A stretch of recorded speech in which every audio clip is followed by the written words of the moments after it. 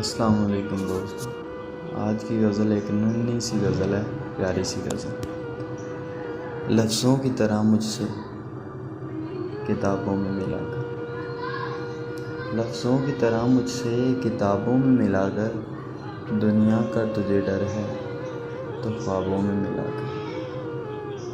پھولوں سے تو خوشبو کا تعلق ہے ضروری، پھولوں سے تو خوشبو کا تعلق ہے ضروری، تو مجھ سے مہک بن کے گلابوں میں ملا کر۔ ساگر کو میں چھو کر تجھے محسوس کروں گا، ساگر کو میں چھو کر تجھے محسوس کروں گا، مستی کی طرح مجھ سے شرابوں میں ملا کر۔